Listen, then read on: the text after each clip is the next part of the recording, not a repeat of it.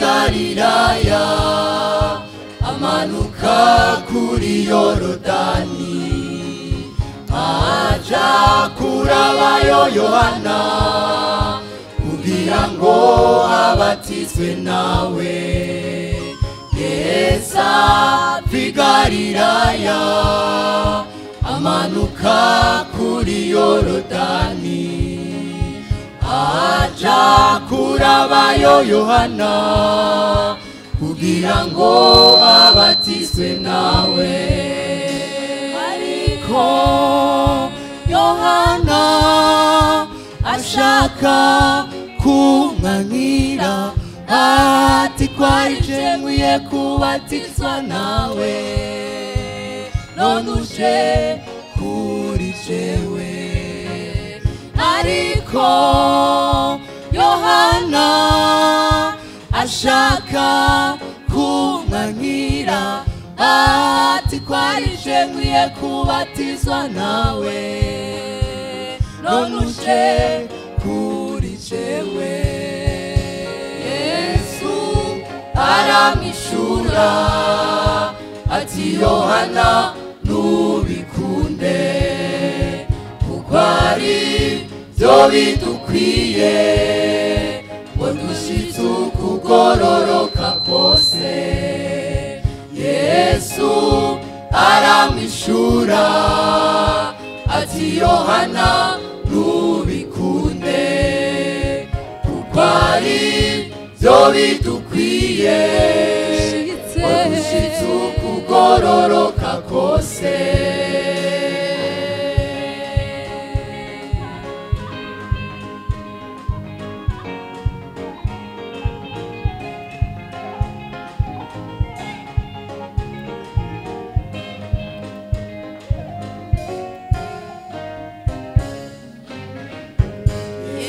Amaze kubatizwa Emamuza kwa Saninuma, hazijwi rivuye mw'ijuru rivuga rimushingira intahe ati uyu n'umwana wanje nkunda, nawe akampimbara.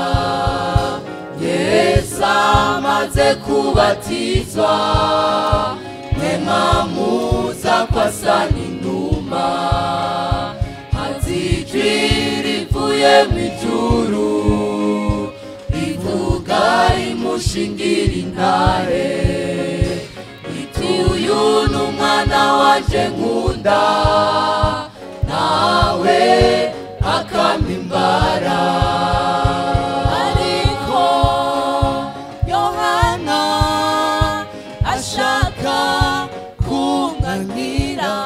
Ati kwarije nkwiye kubatizwa nawe, none uje kuri jewe.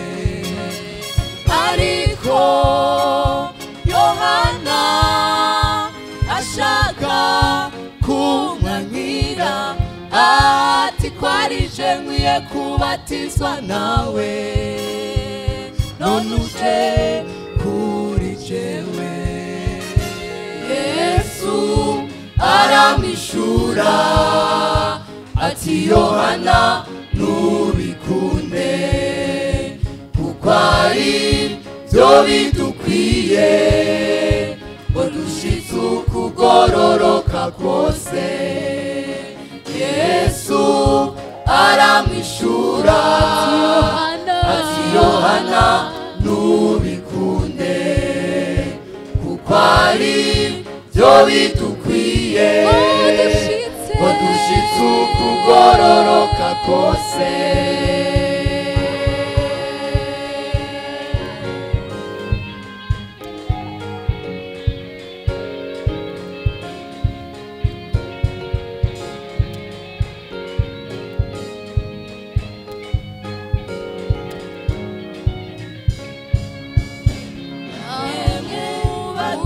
Uyu munsi mushingira umwami Yesu, mugezi kirenge muciwe, injiye mu muryango w'abana b'Imana.